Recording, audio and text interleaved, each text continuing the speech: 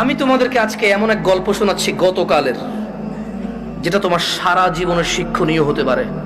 আর আজকের দিনে আমি বিলিভ করি, যদি আমি এরপর আর একটা বক্তব্য না দিই, একটা হাদিস, একটা আয়াত না বলে, যদি ওয়াখির দাওয়ানা আলহামদুলিল্লাহি রাব্বিল আলামিন বলে চলে যাই, আমার এখানে আসা সার্থক। যদি তোমরা বুঝতে পারো আমার কথা, তোমরা মনোযোগ দিয়ে শোনো। তো বললো যে আমি বেশ কিছু হুজুরের কাছে যতটুকু আমাকে বলেছে যে আমি আহমদুল্লাহ হুজুরকে মেসেজ করেছি, উনি রিপ্লাই করেনি। আমি আজারি হুজুরকে মেসেজ করেছি, রিপ্লাই করেনি। আমি আব্দুর রাজাক বিন ইউসুফ হুজুরকে মেসেজ করেছি, উনি রিপ্লাই করেনি। আমি কুয়াকাটা হুজুরকে মেসেজ করেছি, রিপ্লাই করেনি। আপনি জামশেদ মজুমদারের ফেসবুকে মেসেজ করেছি, রিপ্লাই করেননি। এর মধ্যে কেউ রিপ্লাই দেয়নি। আপনি আমাকে ওয়ালাইকুম আসসালাম রিপ্লাই দিয়েছেন হোয়াটসঅ্যাপে মেসেজ দেওয়াতে। আমাকে একজন হুজুর বলল আমি আমার স্বামীর সাথে থাকতে পারবো একটা হারাম কাজের মাধ্যমে। কি কাজের মাধ্যমে? হারাম কাজের মাধ্যমে। আমি চিন্তা করলাম, হুজুর যদি বলে হারাম কাজের মাধ্যমে থাকতে পারে, তাহলে হুজুর নিজে তো এটাকে হারাম বলছে, জিনিসটা কি? তখন আমি বোনকে আর সাহস করে কিছু না বলে আমি শেখ মুস্তাফিজুর রহমান বিন আব্দুল আজিজ আল মাদানী হাফিজাহুল্লাহ, উনি সৌদি আরবে হাফারুল বাতান ইসলামিক সেন্টারে ছিল, খুব আদর করে আমাকে। আমি বললাম যে আমি একজন বড় আলেমের নাম্বার দিচ্ছি, আপনি ওনাকে কল দিয়ে আপনার মাসলাটা জেনে নেন। আমাকে আপনার পুরো কথা খুলে বলার দরকার নাই, আপনি ওনার সাথে ডিসকাস করেন। ঠিক 2 ঘন্টা বা 3 ঘন্টা পর উনি আমাকে মেসেজ দিল যে হুজুর আমি একটু আপনার সাথে কথা বলতে চাই। আমি বললাম যে আমি আপনার সাথে কথা বলবো না, আমি আপনাকে যার নাম্বার দিয়েছি, যদি ওনার কথায় আপনার কিছু বুঝে না আসে, তাহলে আমার কথা আপনার বুঝে আসবে না। বলে যে না হুজুর, ওনার সাথে আমার স্বামী কথা বলেছে, তবে আমার স্বামী একটা বিষয় গোপন করে কথা বলেছে। গোপন করে কথা বলার পরেও হুজুর বলেছে যে তালাক হয়ে গেছে। কিন্তু এখন আমার স্বামী হাফেজে কোরআন, আলেম পাস, আমার স্বামী বলছে তালাক হয় নাই। আমি বললাম যে ওকে, আপনি শেখকে কল করে বলেন যে আপনার স্বামীটা গোপন করেছে। বলে যে আমি ভয় পাচ্ছি ওনাকে কল দিতে, কারণ আমার স্বামী কথা বলেছে, উনি আবার কি মনে করে। আমি বলছি উনি কিচ্ছু মনে করবে না, আমি ওনাকে ফোন দিচ্ছি, আপনি কথা বলেন। ভদ্রমহিলা কথা বলবে না। তখন জোহরের টাইমের সময় হয়েছে, আমি ফোন দিলাম। এবার মানে আমার একটু মেজাজ খারাপ হয়েছে। কি খারাপ হয়েছে? মেজাজ খারাপ হয়েছে। ওই ভদ্রমহিলা আমাকে বারবার বলতে চেষ্টা করতেছে যে আমার একটা বাচ্চা আছে, যদি এখন আমরা স্বামী স্ত্রী আলাদা হয়ে যাই, আমার বাচ্চাটার কি হবে? কনসার্ন কোথায়? বাচ্চা। আমি কল করলাম, কল করে বললাম আপনি তালাক হয়েছেন বা হন নাই, আমি কি এরকম কিছু বলছি? বলেছেন না। আমি বললাম ধরে নেন আপনার স্বামী আপনাকে তালাক না দিয়ে যদি গলা একটা কোপ দিত, আপনার গলাটা কাটতো কিনা?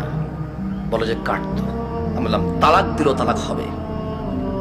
এবারে হুঁশে দিছে না বেহুঁশে দিছে, রাগ করে দিছে না আদর করে দিছে, মজা করে দিছে নাকি দুষ্টামি করে দিছে, এইটা ম্যাটার না। আপনার স্বামী যদি আপনাকে 5 তলা বিল্ডিং থেকে রাগ করে অথবা রাগ না করে হাসি মুখে অথবা দুষ্টামি করে যদি আপনাকে ধাক্কা দিত, আপনি কি পড়তেন 5 তলা থেকে? বলে যে পড়তাম। তাহলে আপনার কেন মনে হচ্ছে না যে আপনার স্বামী আপনাকে রাগের মাথায় তালাক দিলে হবে না? রাগের মাথায় ধাক্কা দিলে যদি 5 তলা থেকে পড়ে আপনার হাত পা ভেঙে যায়, মরার সুযোগ থাকে, মরে যেতে পারেন আপনি, এরকম সম্ভাবনা থাকে, তাহলে কেন আপনার স্বামী আপনাকে তালাক দিলে তালাক হবে না? মানতে অসুবিধা কোথায়? যে আল্লাহ আপনার এই স্বামীকে কবুল বলার পরে ওর সাথে থাকা বৈধ করেছে, সে আল্লাহই তো 3 তালাক পরিপূর্ণ হয়ে গেলে থাকাটা অবৈধ করেছে। যিনি আপনাকে এর সঙ্গ দেওয়ার জন্য বৈধ করেছে, আপনি মেনেছেন সেটা। উনি যখন অবৈধ করেছে সেটা মানছেন না কেন আপনি? প্রবলেম কোথায় আপনার? আপনার বাচ্চা। যদি আপনার হাজবেন্ড কালকে অ্যাক্সিডেন্ট হয়ে মারা যায়, মৃত্যুর পর আপনার হাজবেন্ডকে নিয়ে আসতে পারবেন জীবিত করে? না। যদি আপনি মারা যান কালকে, আপনার এই বাচ্চা কি মাহারা হবে না? হবে। ওকে, আপনার দুইজনই উভয় মারা গেলেন, কোন অ্যাক্সিডেন্টে বাচ্চাকে রেখে গেলেন, বউ জামাই গেলেন কোথাও ঘুরতে বা ডাক্তার দেখাইতে, অ্যাক্সিডেন্টে 2 জন মারা গেলেন, আপনার এই বাচ্চা থাকবে কিনা? বলেন থাকবে। তো তখন আপনাকে কি ফিরাইতে পারবে কেউ মৃত্যু থেকে? না। তা আপনি কেন আল্লাহর বিধান মানতে এত অসুবিধা হচ্ছে যদি পরিপূর্ণ তালাক হয় আপনার? আমি বললাম শেখকে কি প্রশ্ন করেছে? বলে যে ও আমাকে বিয়ের পরে, মেয়ের বয়স মাত্র 18 বছর, ওয়াল্লাহ ভাই আমি কথা বলতাম না, আমাকে ভয়েসে বলেছে যে ভাই আমার বয়স মাত্র 18, আমার একটা বাচ্চা আছে, আমার স্বামী খুব বদমেজাজি, আমাকে তালাক দিয়েছে, এখন ও অনুতপ্ত থাকতে চাই। কত বছর বয়স মেয়ের? শুধু 18, একটা বাচ্চার মা। যে বাচ্চা, ওই বাচ্চার বয়স আমাকে বলেছে যে 3 মাস বা 3 বছর আমার সঠিক মনে নাই, এরকম কিছু বলেছে। আমি বললাম আপনি কি মানে নিজে নিজে পছন্দ করে বিয়ে করেছেন নাকি বাবা মা পছন্দ করে বিয়ে দিয়েছে? বললো যে বাবা মা পছন্দ করে বিয়ে দিয়েছে। আমি বললাম বিয়ের আগে স্বামীকে চিনতেন না? বলে যে না। আমি বললাম আপনার স্বামী নামাজ পড়ে না ঠিক না? বলে যে হ্যাঁ। আমি বললাম আপনার স্বামী তো নামাজ পড়ে না ঠিক না? হ্যাঁ। বললাম আপনার স্বামী হুজুর আলেম এগুলো বলে লাভ কি, হাফেজ বলে লাভ কি? ও তো নামাজই পড়ে না, ও তো ধর্মর কোনো মূল্যায়নই করে না। ও আপনাকে তালাক দেয় আবার রাখে, আবার তালাক দেয় আবার রাখে, আবার তালাক দেয় আবার রাখে, এখনো আপনাকে রাখতে রাজি আর আপনি ওর কাছে থাকতে রাজি। তো বললো যে প্রথমে একদিন তালাক দিল, তালাক দেওয়ার পর ওনার স্বামী বিলিভ করে একসাথে 3 তালাক দিলে তালাক হয়ে যায়। ওনার স্বামীর এটা দেখেন, আমি আবার বলি, এটা আমি বলছি না, উনি বলছে যে ওনার স্বামী হাফেজ এবং আলেম পাশ মেবি, বা হাফেজ এটা কনফার্ম আমি। তো বললো যে উনি জানে যে এক বৈঠকে 3 বার তালাক দিলে তালাক হয়ে যায়, কিন্তু শেখ মুস্তাফিজুর রহমান বিন আব্দুল আজিজ মাদানিকে যখন ফোন করেছে তখন উনি বলেছে আচ্ছা ধরলাম একবার, 3টাকে কয়বার ধরলাম? এক বৈঠক ধরলাম। বলে যে আপনাকে আদ দিছে? বলে যে হ্যাঁ আরেকবার দিছে। বলে যে ওটাকে আবার ধরলাম। বলে যে আদ দিছে? বলে যে সে গোপন করছে, কিন্তু সে একদিন আমাকে বলছে তোমাকে আমি তালাক দিলাম, তুমি যাচ্ছ না কেন? এই কথাটুকু শেখের কাছে সে গোপন করেছে। কি করেছে? শেখ নাকি তখন প্রশ্ন করেছে আপনি যদি হানাফি মাসলাকের হন, জীবন যদি হানাফি বিধান অনুযায়ী চলেন, আর আপনার স্বামী নিজে যেহেতু হাফেজ বা আলেম, ও তো এটা জানে যে এক বৈঠকে 3 বার দিলে হয়ে যাচ্ছে। আর কোরআন সুন্নাহ অনুযায়ী যদি আপনি শাফি মালিকের দিকে আসেন, সেই ক্ষেত্রে ওনারা এক বৈঠকে যতবারই দেয় কয়বার ধরে? একবার। তো বলো যে অনেক সময় আমরা ফতোয়া দেই যে ঠিক আছে, মানে আপনি হানাফি কোনো বড় বিজ্ঞ আলেম থেকে মাদ্রাসা থেকে ফতোয়া নিয়ে ওনারা লিখিত ফতোয়া দেয় কি সেটা আপনি জেনে নেন। মানে তালাক নিয়ে তেমন কেউ ভেজাল করতে চায় না, কারণ মারামারি কাটাকাটি হয়ে যাবে, বোঝেন নাই, মিছিল মিটিং হয়ে যাবে। এক গ্রুপ বলবে তালাক হয়ে গেছে, আরেক বলবো হয় নাই, বলবে যে জানা করতেছে অমুক হুজুরের কথায়। ভাই এটা বিশাল বড় একটা প্রবলেম, বুঝছেন না? বোঝেন নাই, সত্যি আমার পক্ষে সলভ করা সম্ভব না। তখন আমি ওই বোনকে